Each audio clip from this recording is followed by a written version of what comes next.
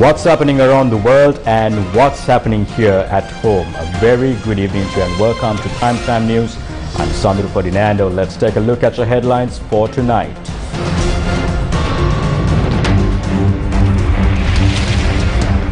Mortal remains of most venerable Pallegama Sirinivasa Thera placed in Anuradhapura. Tax hikes a must to achieve revenue targets, says President.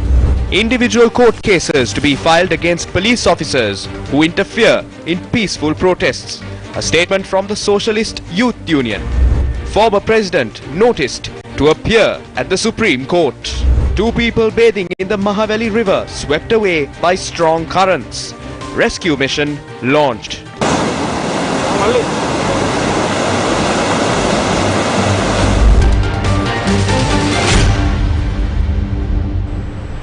First up in news here at home, Sri Lankan President Ranil Wickremesinghe in a special televised address elaborated on the government's tax policy.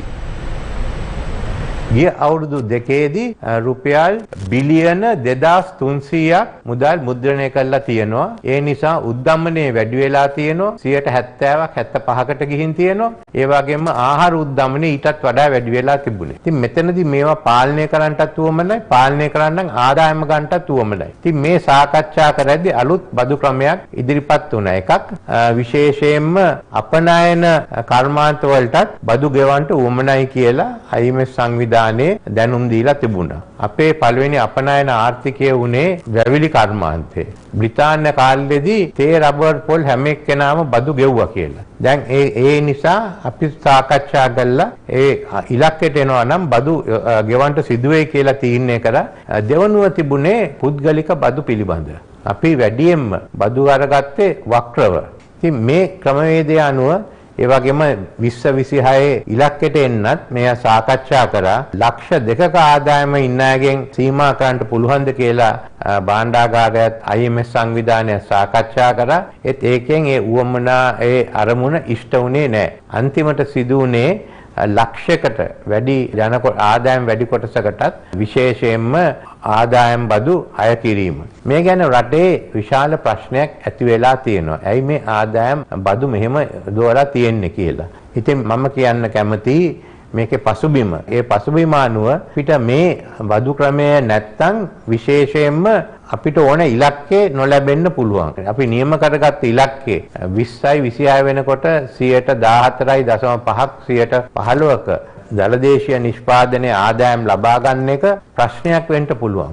අපි ඒ අනුව ඒකෙන් ඉවත් වුණොත් IMF ආධාර අපිට ලැබෙන්නේ නැහැ. IMF සහතිකයේ ලැබෙන්නේ නැත්නම් ලෝක බැංකුව, ආසියානු සංවර්ධන වැනි ඒ ජාත්‍යන්තර ආයතන වලත් ඒ වගේම මේකේ සහයෝගය දෙන රටවල් වලත් ඒ ආධාර අපිට නොලැබෙනවා. එහෙනම් ආපහු අපිට අර පෝලිං යුගයට යන්න තියෙනවා. A daring rescue operation was launched to rescue a young man trapped in the middle of the Mahaveli River while search continues to locate another missing man. A major rescue operation got underway in Varat and Kandy after 2 young men were swept away by strong currents in the Mahaveli River. Initial reports said that the 2 men were swimming with several others. One of the young men had managed to cling on to a rock in the middle of the river, braving the strong currents of Sri Lanka's longest river. The rescue operation was launched by the life-saving team of the Kandy police and the Sri Lanka army.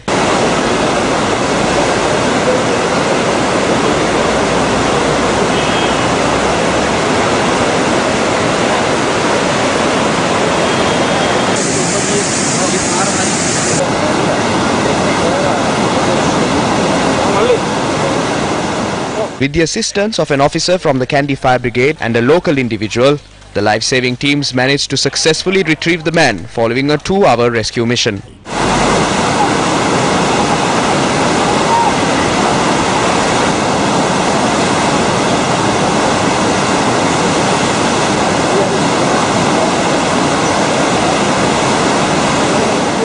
The search continues to locate the other missing person. The Inter-University Students' Federation held a demonstration opposite the Kalani University today as well. A demonstration organised by the Inter-University Students' Federation opposite the University of Kelaniya called for the immediate release of student activists held under the Prevention of Terrorism Act and also for the release of students who were arrested during yesterday's protest in Kelaniya.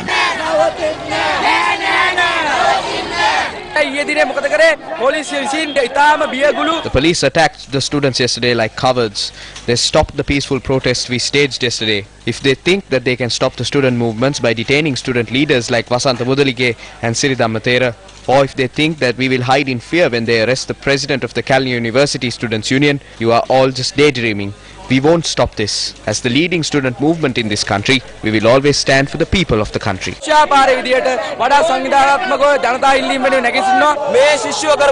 Are these students at fault for ensuring the rights of the people? Are these students at fault for speaking on behalf of the fathers who died at fuel queues or the mothers who lost their lives due to low quality gas cylinders? We wish to warn the government. If you continue to carry out this suppression, we will come forward and we will send you home.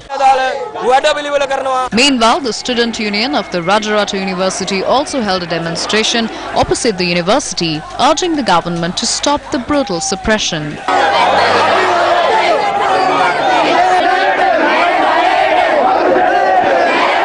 මේ තියෙන ප්‍රශ්න වලට විසඳුම වර්ධනය නෙවෙයි අන්තරේ ගැඳුම් කරු ඒ වගේම විශ්ව බල මණ්ඩලයේ ගැඳුම් කරු සහෝදරවරු අනිවාර්යයෙන්ම නිදහස් කරගන්න දරු මේ සටන දිගටම අරයි යනවා. The president of the Kelaniya University Students' Federation, Kalu Mudan Nayaka, and 7 other student activists who were arrested during a protest held opposite the Kelaniya University on Tuesday were released on personal bails worth 50,000 rupees each. They were released after they were presented to the Mahara magistrate Kanchana Niranjala de Silva.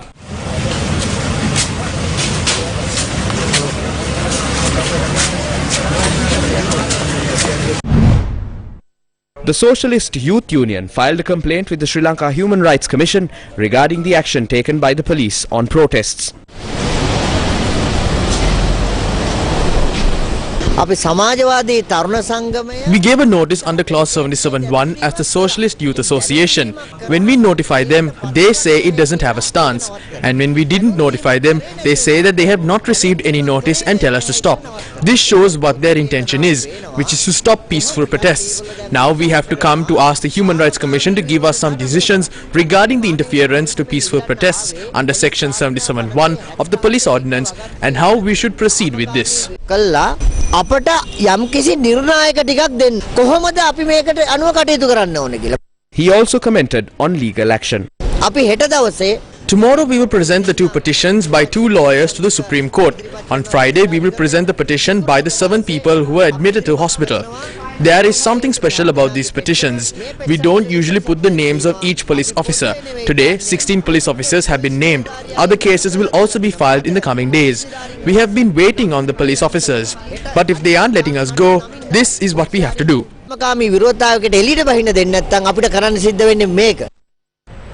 The Supreme Court today granted permission to issue notice on former President Gotabaya Rajapaksa to appear in court on the 15th of December 2022 over the case filed over the enforced disappearance of social activists Lalit and Kugan back in 2011. Sri Lanka's Supreme Court today granted permission to issue notice on former President Gotabaya Rajapaksa to appear in court on the 15th of December 2022 after a fresh petition was filed requesting to annul the Court of Appeal's decision preventing the enforcement of an order issued by the Jaffna Magistrates Court on former President Rajapaksa with regard to the enforced disappearance of Lalit Veeraraj and Kugan Muruganandan in 2011 within the Jaffna High Security Zone. Earlier, the Supreme Court had granted permission to the complainant to send notice to the then Defence Secretary Gotabaya Rajapaksa to appear in court today. Attorney Nuwan Bopage, appearing for the complainant, requested permission from the Supreme Court to send notice to the Vijay Ramamawatha residence of the former president, as it has come to light that Rajapaksa is no longer living at his residence located in Mirihana. Permission was granted to reissue notice on the former president by the Supreme Court judge bench comprising of Justices Gamini Amarasekara, Yasantha Kodagoda and AHMD Nawaz. මේ නඩුවට Summons were issued by the Magistrates Court of Jaffna to then Defence Secretary Gotabaya Rajapaksa to appear in courts for this case. However, just 2 months before the 2019 presidential election, he obtained an interim relief from the Court of Appeal to withhold these summons. He used his immunity as the executive president in obtaining this order from the Court of Appeal. However, he is not the president now. Therefore, we went to the Supreme Court against the order made by the Court of Appeal. දැන් මේ වන විට ඔහු තවදුරටත් ජනාධිපති නෙවෙයි. ඒ අනුව අභියාචනාධිකරණයේ නියෝගයට විරුද්ධව අපි ශ්‍රේෂ්ඨාධිකරණයට අභියාචනා කරා. We will be back with more news right after this commercial break. Stay tuned. News First, main sponsor. 25% for 2 months, 25.5% for 4 months. Valuable FD. 25% for 2 months, 25.5% for 4 months. Valuable FD. දේශපාලන සංවාදය.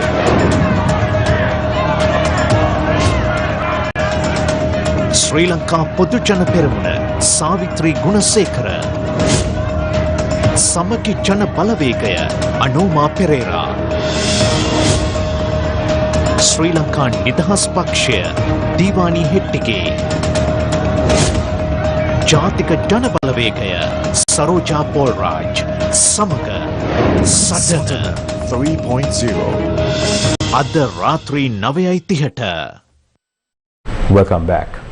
The International Monetary Fund says it is deeply concerned but committed to support Sri Lanka. Peter Brewer, Senior Mission Chief for Sri Lanka, and Masahiro Nozaki, Mission Chief for Sri Lanka, in an exclusive comment to Newsfirst said that the International Monetary Fund is deeply concerned about the impact of the crisis on the people of Sri Lanka. They said their deep concern is particularly on the poor and vulnerable groups. Both the Senior Mission Chief of Sri Lanka and the Mission Chief noted that the IMF is committed to support Sri Lanka at this difficult time in line with the IMF policies. Meanwhile, the World Bank says Sri Lanka must determine the current needs of the population in a transparent manner. The World Bank, in its Sri Lanka Development Update, emphasizes that the first step the country should take is to determine the current needs of the population in a transparent and unbiased manner. The document, which reports on key developments over the past 12 months in Sri Lanka's economy, underlines that Sri Lanka is currently facing an unprecedented macroeconomic crisis as years of fiscal indiscipline and risky commercial borrowing have led to unsustainable levels of public debt. The World Bank emphasizes that in order to determine the current needs of the population in a transparent and unbiased manner, the government will have to collect data on households receiving or needing assistance sufficient to ensure they are properly identified and that assistance to the poorest is prioritized. Accordingly, the data will be collected by government officials on mobile devices using a secure process and with a transparent grievance and appeal mechanism. A wide outreach campaign needs to be conducted to ensure all who are in need can apply to be registered and assessed for assistance. Harini Amarasuriya says certain areas of the Poisons, Opium, Dangerous Drugs Bill should be amended. She made these statements in Parliament today. And compulsory rehabilitation is a concept which is extremely controversial, and in this bill it was proposed that even children under 18 years who are arrested under certain conditions should be sent for compulsory rehabilitation. If this bill is going to be presented, I urge you to take a serious look at that section on compulsory rehabilitation, because it is not something that is in line with international standards of human rights or treatment of drug addiction.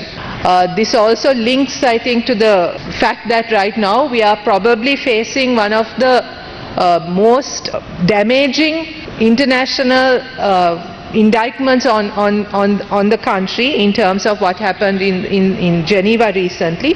And the fact of the matter is it is not the international global context that has brought about these problems for our country, but the practices of our own governments. The feeling amongst the citizens of this country is that the system of law and order or democratic institutions are just there in name and are there to protect the powerful, to protect the government, and to protect a very violent and corrupt government.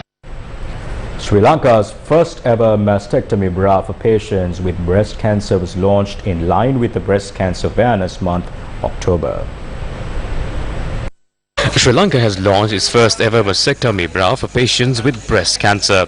The launch signifies the commitment of several partners highlighted through the signing of MOUs as well as distribution for the mastectomy bras to selected institutions island-wide for easy access to patients.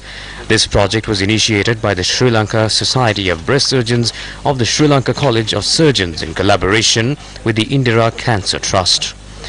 This launch was arranged in line with Roshan Mahanama's Pink Wednesday campaign for breast cancer awareness during the Pink Month, signifying Breast Cancer Awareness Month. While I was working for the ICC, I noticed third day of the first test match of the year, they dedicate for breast cancer. The entire ground turns pink. They promote and dedicate that day for breast cancer and breast cancer awareness. And then I noticed that there is a global campaign, and it was on Wednesdays we wear pink. Silently, I thought that I need to support this worthy cause. Every Wednesday, I wore a pink shirt or a t-shirt to create awareness. I think we are used to people doing things with ulterior motive. We need to change that mindset, and I think we've come a long way and we've been able to promote and create awareness about breast cancer. The launch of the mastectomy bra is a part of a wider campaign for October's Breast Cancer Awareness Month, aiming to highlight the need for early detection through promotion of self-breast examination for all persons above the age of 20 years to be done on a monthly basis. Breast cancer affects nearly 4,000 women each year in Sri Lanka, and every day nearly 12 women are diagnosed with breast cancer, and there are 2 deaths related to breast cancer. Awareness surrounding breast cancer is incredibly important, as early detection can identify the disease when it is most treatable. All females above the age of 20 years to do a monthly self-breast examination on a fixed date. But according to studies, only 2% have completed that. We started a campaign. The key message is to be promoted by TLC. So what we want to highlight here is to touch and then look carefully. TLC කියන්නේ ඉංග්‍රීසි භාෂෙන් කියනවා නම් tender loving care. Tender loving care කියන්නේ increasing touch, look, check. And then if there is some noticeable change, to meet a specialist. කරන්න, ස්පර්ශ කරන්න, අල්ලලා බලන්න, බලලා යම් කිසි වෙනසක් තියෙනවා නම් ළඟම තියෙන වෛද්‍යවරයෙක් ළඟට යන්න. The opposition questioned the government's stances on the UNHRC resolution in Parliament. We have made it clear that Sri Lanka rejects this resolution. I wish to remind that since the end of the conflict, our country has faced 8 such resolutions at the Human Rights Council, beginning in 2012, irrespective of the political party in government and change in leaders. Each resolution is stronger than the one before. While progress had been made, we can only assume that the hard stance taken by the core group meets the objective of advancing their domestic political consideration, as the resolution itself is unhelpful to move our country forward. We cannot and will not accept the superimposition of external mechanism that runs contrary to our constitution and which prejudges the commitment of our domestic legal process. We thank all the countries who abstained or voted against the resolution. Countries which supported Sri Lanka at the Council pointed out that this critical time when the people of Sri Lanka expect demonstrations of global solidarity and support to face economic challenges which are not entirely of Sri Lanka's making, and it is questionable why this resolution was tabled. The OHCHR has requested approximately $6 million to man this mechanism.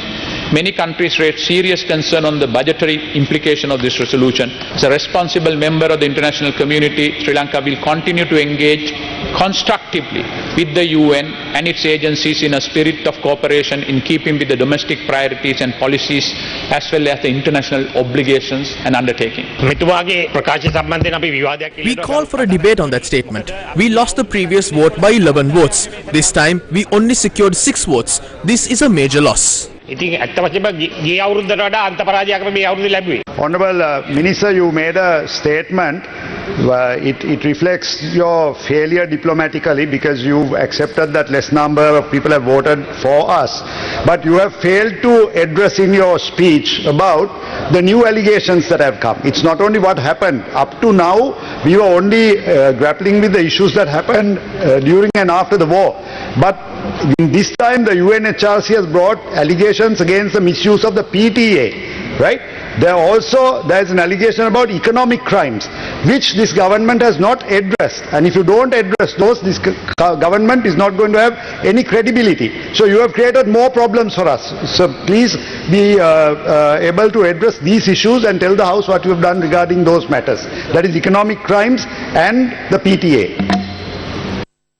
The Shop of the Diocese of Kurunegala has requested the President to call for early elections. ගරු ජනාධිපතිතුමනි මේ මොහොතේදී අපි ඔබ අමතන්නේ ඉතාමත් කනගාටු සහගතවයි. අපට පේනවා We address the President with great disappointment. Segments of the youth are being arrested. You should remember that you came to this position through the Aragalaya. Though your position is now legal, there are many issues in the current state of affairs. This is immoral. International agencies and experts have issued warnings. You have disregarded them. The people have been battered by poverty. We need to end this soon. The best thing you can do right now is to call for an election. ඒ අයගේ හැඟීම් වලට පවා අපි හුම්කම් දෙන්න ඕන. ඉතින් මේ තත්ත්වය ඉතා ඉක්මනින් වළක්ව ගන්න. මම හිතන්නේ ඔබතුමාට කරන්න පුළුවන් හොඳම දේ තමයි මහා මැතිවරණයකට යන එක. Motorcycle gunmen struck once again today, killing one man and injuring two, including a child, in Yakalamulla, Gaul. Motorcycle gunmen opened fire at a cinnamon extraction store in Karwalagala, Yakalamulla, Gaul today, killing a 33-year-old Saman Kumara who was in the process of cleaning cinnamon. 3 men on a motorcycle had opened fire at him using a S-84 bayonet rifle. Sri Lanka police said the deceased was a resident from Uragaha, and after tying the knot he moved in with his wife to a house in Yakalamulla. He was shot not far from his home. The 2 others who were injured were his 4-year-old son and his father. Sri Lanka police said that the 3 gunmen during their escape had threatened another motorcyclist and taken away his motorcycle as well. The deceased is a suspect in a murder case. He was suspect number 3 in the case filed over the incident where a man was shot dead inside a moving bus in Elpitia on the 6th of September 2019. The 4th suspect in the murder was shot and killed in Nugadamulla on the 24th of August 2022. Custodian and chief priest of the Mahabodhi and Atamasthana-Adipati of Anuradhapura, Most Venerable Dr. Pallegama Srinivasa Thero passed away last night while receiving treatment at a private hospital in Colombo. The final rites of the Most Venerable Thero will be held on Saturday, the 22nd of October.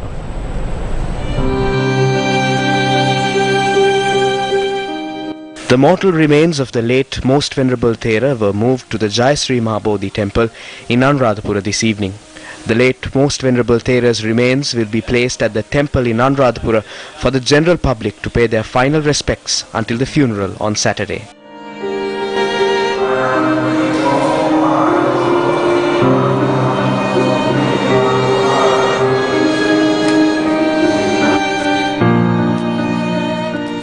Most Venerable Pallegama Sirinivasa Thera was born on the 2nd of January 1953 in Pallegama, Matale and was ordained as a monk in 1968. In 1975, the late Thera obtained the Upasampada, the Buddhist rite of higher ordination, and was elevated to the post of Atamasthana-Adipati in 1997. Since then, Venerable Pallegama Sirinivasa Thera rendered a yeoman service to safeguard the Atamasthana in Anuradhapura. Large crowds of lay people and clergy gathered outside the private hospital the late Thera was being treated at, and later the private funeral parlour following the news of the Thera's demise. Political figures, members of the Mahasangha and many notable figures paid their last respects to the late Most Venerable Thera.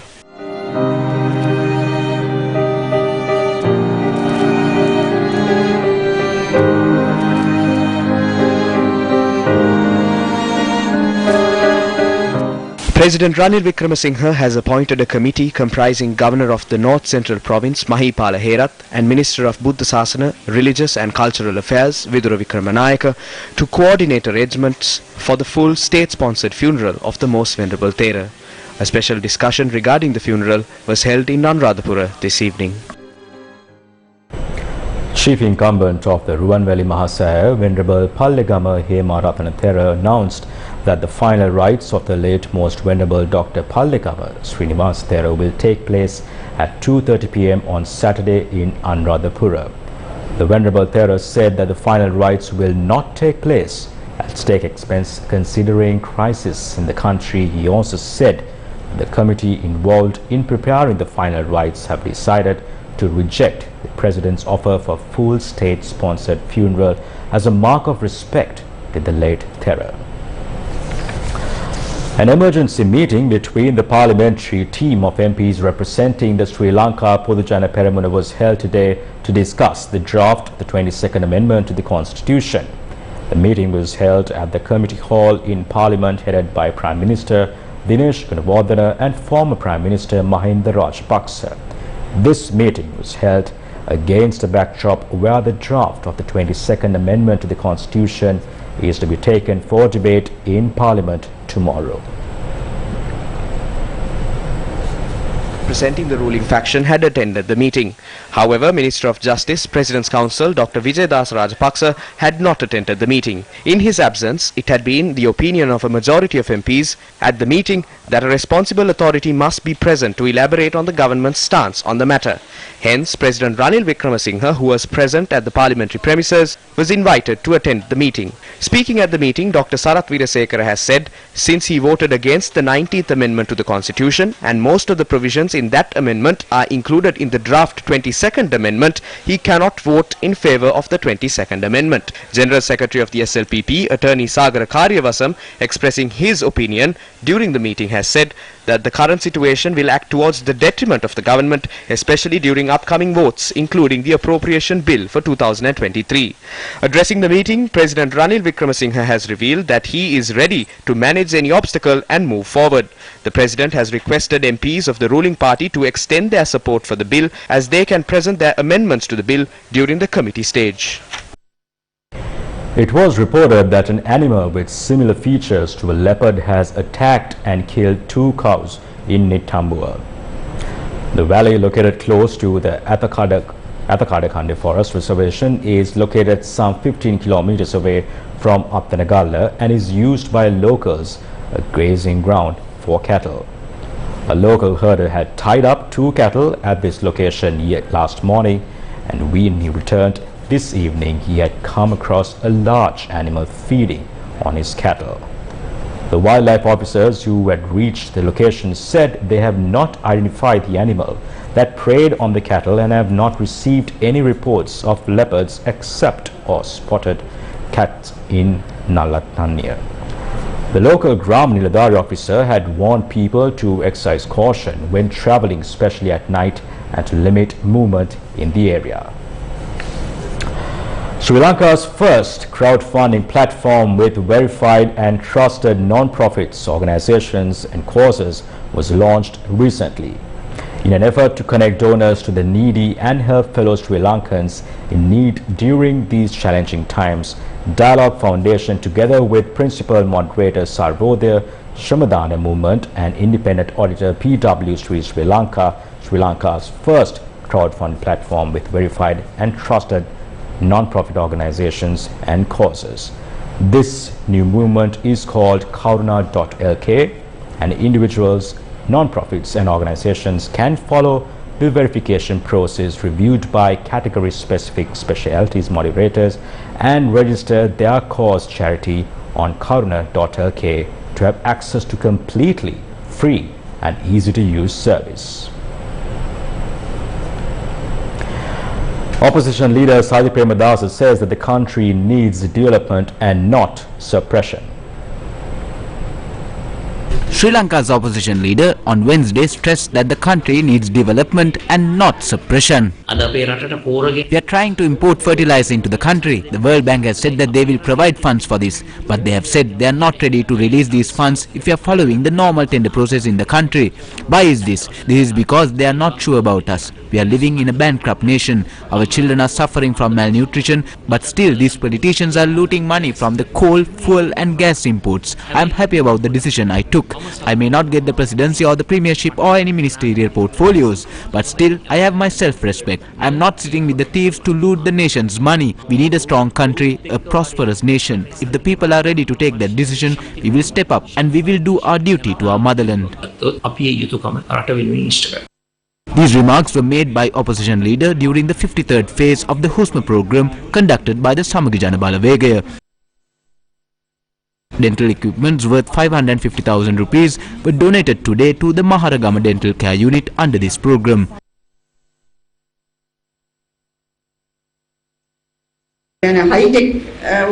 You have all donated some high-tech equipment which we did not have. We followed a very basic procedure in doing these nerve fillings before. I requested this equipment from many people before, but we did not get any. Therefore, I convey my sincere gratitude to the opposition leader for donating this equipment today.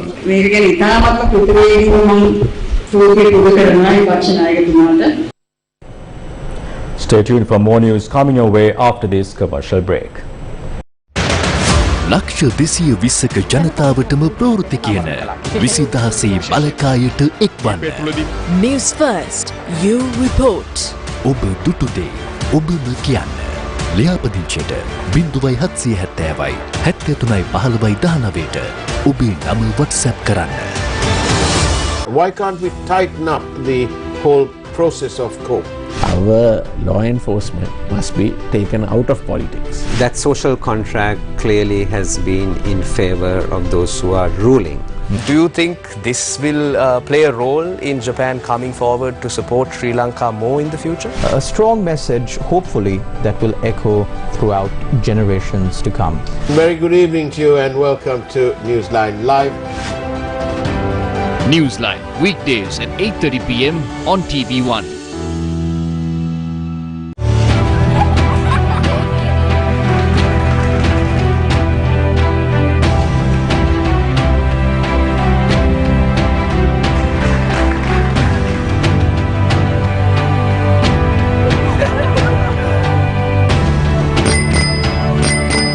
ගමට සතුට ගෙන එන ගම්මැද්ද රට නගන ජනපෞර දේශපාලන සංවාදය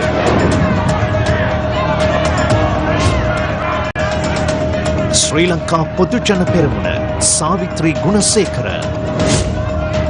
සමගි ජන බලවේගය අනෝමා පෙරේරා ශ්‍රී ලංකා නිදහස් පක්ෂය දීවානී හෙට්ටිගේ ජාතික ජන බලවේගය සරෝජා පෝල්රාජ් සමග සටන 3.0 අද රාත්‍රී 9:30ට. Moving on to sports, West Indies overcame Zimbabwe's threat to gain first points in the ICC T20 World Cup, while Curtis Campher and George Dockrell combined for a 119-run partnership to guide Ireland to an unlikely 6-wicket victory over Scotland. Richie with the toss, Andrew to the top. Curtis Campher and George Dockrell combined for a 119-run partnership to guide Ireland to an unlikely 6-wicket victory over Scotland in Hobart on Wednesday.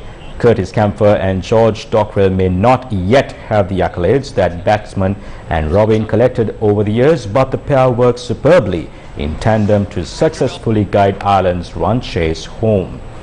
The 119-run stand was achieved from just 57 deliveries, with Campher, who was also the pick of the Ireland bowlers with figures of 2 for 9, hitting a trio of consecutive boundaries from the penultimate over to clinch a famous triumph for the European side. Ireland's highest once. Nicholas has got the coin, he'll give the flick.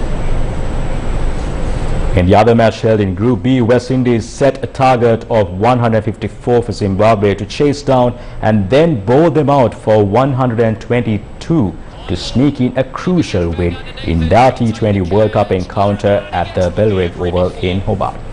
West Indies started well despite losing Kyle Mayers early, with Johnson Charles and Irwin Lewis establishing a vital stand. The introduction of spin though caused much damage, with a flurry of wickets then going down. West Indies were struggling at 101 for 6, but a late flourish from Powell and Akil Hussain allowed them to post a score of 153 for 7. Zimbabwe started off there optimistically, knocking off 18 runs in the first over by Kyle Mayers and 11 runs in the next by Akil Hussain. And the introduction of Azari Joseph reaped rewards for the West Indies as the tall quick picked up 2 wickets in his first over. The late burst from Yongwe, where he hit 17 runs off one Odin Smith over allowed Zimbabwe to get closer to the West Indies target even if they lost. In a group where net run rate will likely become a factor later on, Scotland and Zimbabwe are in the top 2, with West Indies and Ireland following them. All 4 teams have 2 points apiece. Taking a look back in local news, international slavery continues to be a modern-day curse that plagues our world. News First has for many years battled against international slavery, with a particular focus on Sri Lankan domestic workers who all too often held captive in the Middle East. In the recent past, News First has warned that Sri Lanka's current economic crisis would result in increasing numbers of Sri Lankan women being trapped into slavery as thousands more venture overseas to escape poverty. Now our worst fears have been realized. We bring you the shocking revelation that more than 50 women have been sent into slavery in Dubai by 2 job agencies in the central cities of Anuradhapura and Kurunegala. The following report was filed by News First, Nisa Suryarachi and Navishka Gunasekara. Female migrant workers make a vital contribution to the Sri Lankan economy. Every year, a large percentage of women in Sri Lanka migrate for work. Now, this comes at a high price, where sometimes even the child can be left behind as the mother migrates for work. For some women in Sri Lanka, their only way of helping the family is to migrate for work. Several cases have been reported where helpless women have been scammed by foreign employment agencies and forced to work as domestic workers. Now, this is a similar story about a foreign employment agency in Anuradhapura which has scammed and trafficked more than 50 women in Sri Lanka to work as domestic workers in Dubai. And now what has happened? A foreign employment agency in Anuradhapura has trafficked more than 50 women to work as virtual slave labor in the state of Dubai, where most of them are currently being held against their will in atrocious conditions. Several women who fell victim to this scam have revealed that the agency is headed by 3 women living in Dubai. Tushara Nilmini, a resident of Anuradhapura who finally made her way back to Sri Lanka after falling victim to the scam, said that between 50 to 60 women who went abroad for domestic work are being held captive in various areas of Dubai. Chandrika, who asked that her full name not to be revealed, has gone to work as a domestic worker in Dubai and is currently in destitute state there. News First managed to obtain this telephone interview while she is in Dubai. We stayed at the agency for about a month. We barely got anything to eat. Then they stationed us at this safe house. It has been 2.5 months since then. They barely even feed us here. I am really suffering here. There are about 50 women here at the agency with us. Some of them are here for 3 to 4 months as well. They haven't even paid us our salaries. They don't even feed us. I have to smuggle food into the washroom just to feed myself. Please do something and bring me back to Sri Lanka.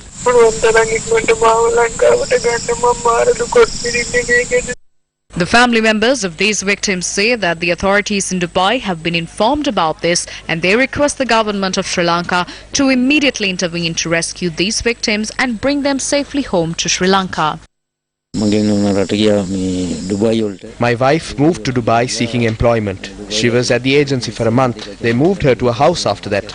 They have been harassing her since the time she went to work at that house. They didn't allow her to communicate with us. She was only allowed to call us once a month. They barely feed her as well. My wife went abroad because we are poor. I am sick. I've undergone many operations. All I'm asking for is her safe return. I complained to the Foreign Employment Bureau. I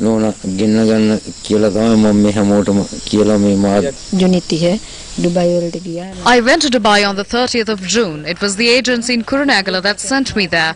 We went through a broker. When we went there were about 50 to 60 women being held hostage. I stayed at the agency in Dubai for a month. They sent me to a house on the 22nd of July.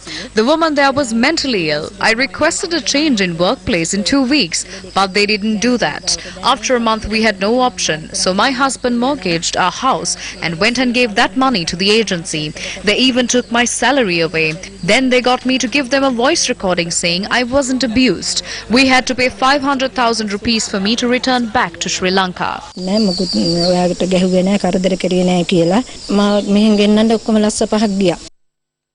Those who are leaving for foreign employment is required to register with Sri Lanka Bureau of Foreign Employment, and in this process the Sri Lanka Bureau of Foreign Employment maintains records of the employer and also their employment contract details and their other information with regard to the employment. But in this particular case, most of the females who come to the verification counters at the BIA airport inform the officials of the SLBFE that they are leaving not for the employment but for other purposes. Under these circumstances, it is impossible for the staff of the SLBFE to stop them because everyone is having a right to fight for the free movement and also they are holding valid visit visa.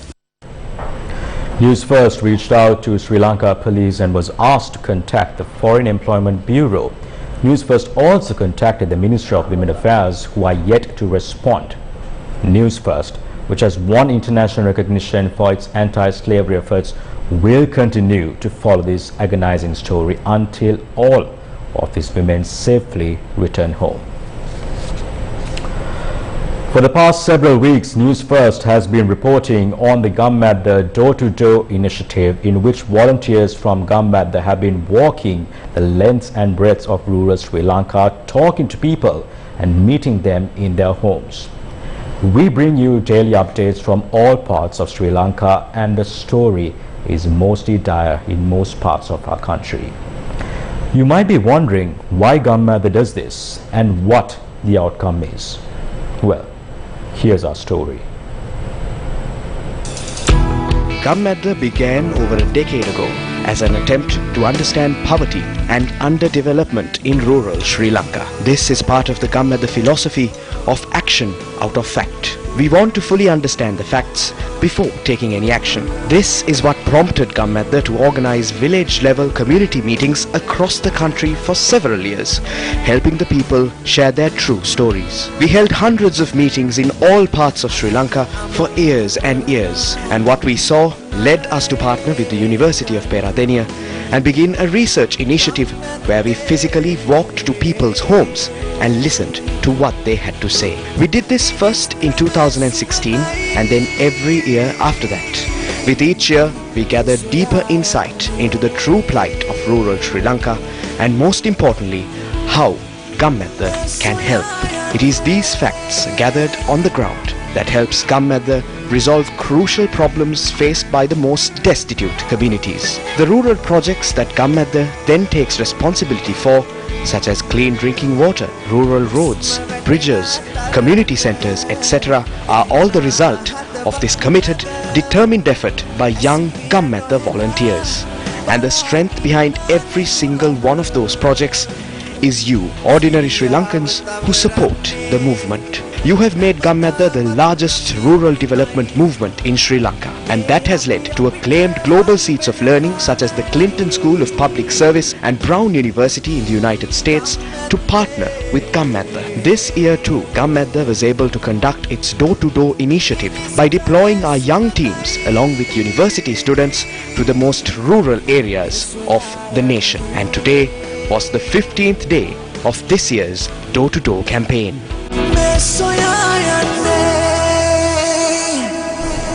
Although economic crimes are not discussed amongst policymakers, the people of the country are bearing the brunt of catastrophic economic crimes committed over the years.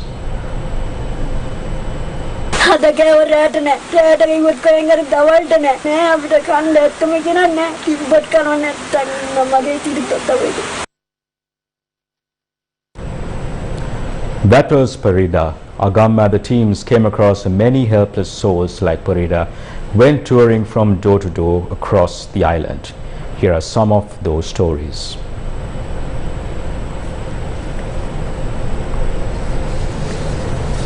And with that, wrap up news for tonight. Thank you very much for joining us. Do take care and good night.